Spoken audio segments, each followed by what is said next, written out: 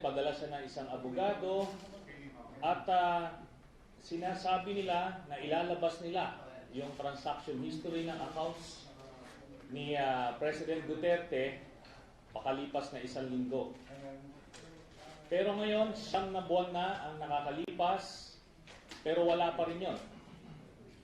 Kaya muli, inuulit ko ang aking hamon na patunayan niya na mali ako, na meron siyang mahigit 2 bilyong piso sa kanyang bank accounts, at pagka nailabas niya ito, yung transaction history niya, at ako ay mali, ako po ay magre-resign dito sa Senado.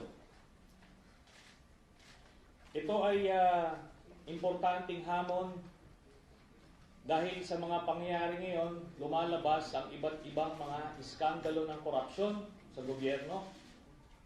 At ito nga, bukod sa napalabas na nila si dating Pangulong Gloria Macapagal-Arroyo na isa sa naging simbolo ng korupsyon noong mga nakaraang administrasyon, at ngayon naman ay gumagawa ng paraan ang ating gobyerno na pakawalan si Janet Napoles. So, importante ito, alang-alang na dun sa mga die-hard supporters ni President Duterte na paniwalang-paniwala na siya ay malinis at hindi siya corrupt. Ipakita mo at i-accept mo itong hamon ko. Ilan po? Sir, if you're right, what do you expect? Kung tama, well, paniwalang-paniwala ako na tama itong mga dokumentong hawak ko. Incidentally, ibibigay na nila, bibigay sa inyo yung iba't ibang sets of documents na ito yung naging basehan ko nung aking expose ng kampanya. Ngayon, alam ko na hindi niya ilalabas at hindi niya tatanggapin itong hamon ko dahil mapapatunayan lang na talagang siya ay isang corrupt na opisyal.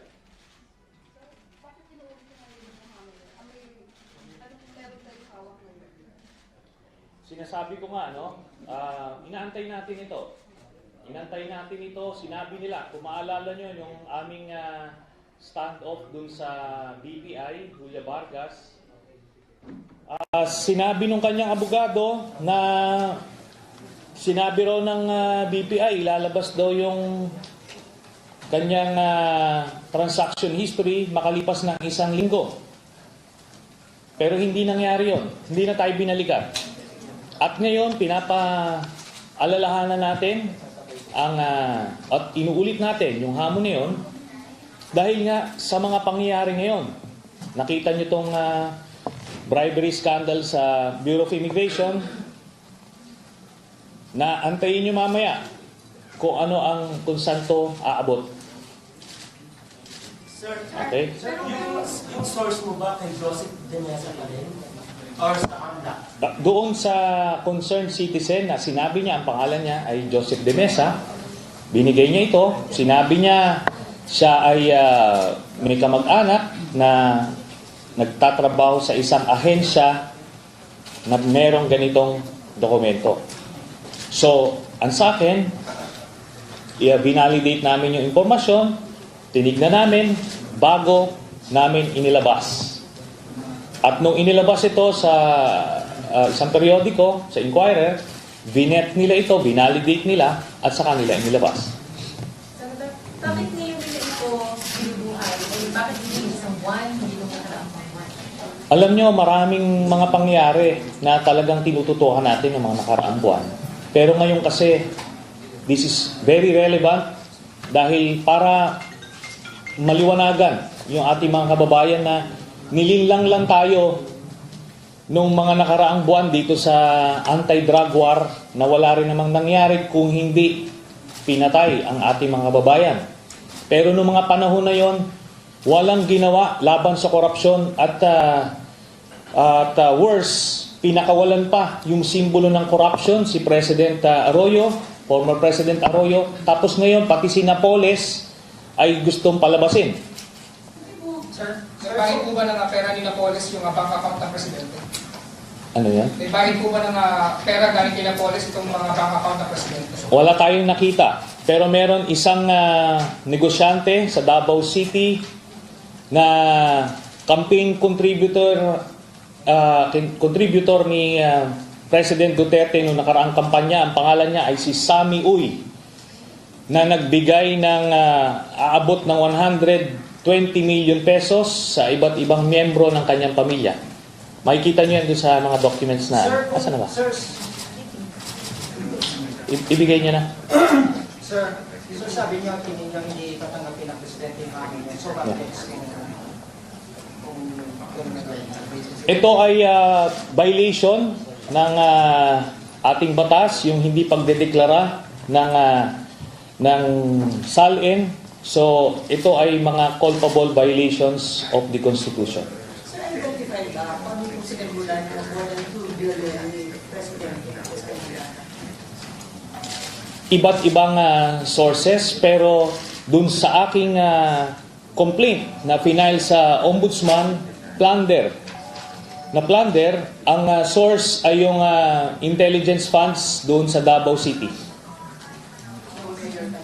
Nung siya ay mayor pa. So itong transaction na ito, hindi niya ito naipon na donations kasi 2006 to 2015 ito. So, sir, kaya malakas sa loob yun na magre-resign dahil alam yung hindi naman patutunayan ng Presidente na meron siyang 2 billion. Hindi, malakas ang loob ko na magbigay ng ganyang hamon kasi sigurado ako na totoo itong dokumento na ito. So, gano'n kalaki ang intelligence funds ng Davao? Aabot ng 1 billion kada isang taon. Sir, ito, kung sinasabi niyo, sir, na malakas, sir, yung, natotoo po. Since election, sir, may presidente na siya, hindi ba dapat sa impeachment proceeding nasa House na filing na talaga? Meron talaga bigay siya against the president. Malay mo, umabot tayo dyan. Pero kasi parang sa kanya, bilang presidente siya, that's the only way na pwede niya, sila pa siya evidence niya. I mean, that's the right way na sinasabi. Well, sa akin nga, he could spare everyone kasi sinasabi niya, diretso siya magsalita. Matapang siya sa mga issue. Ilabas mo. Labas mo yung tapang mo rito.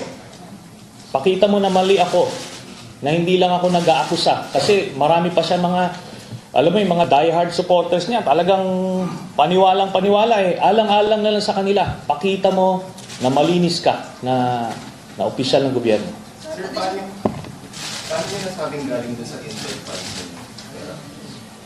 Base sa dun sa isang impormasyon natin. Pero may mga tinitignan pa tayo na iba't ibang mga illegal na mga activities nung panahon niya bilang mayor.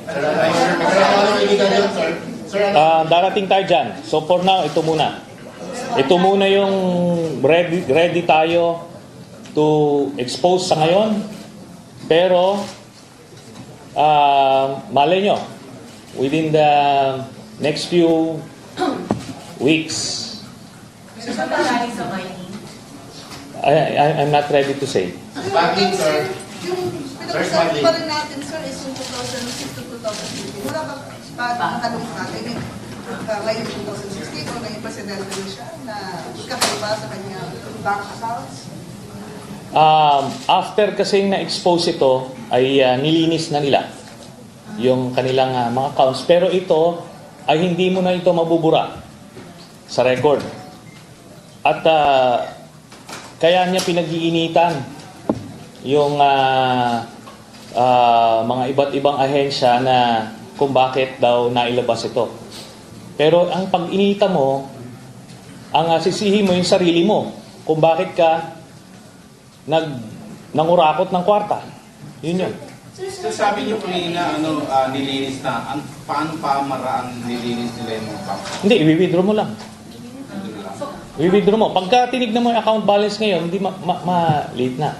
Pero nung panahon na in-expose ito, basta't ang total na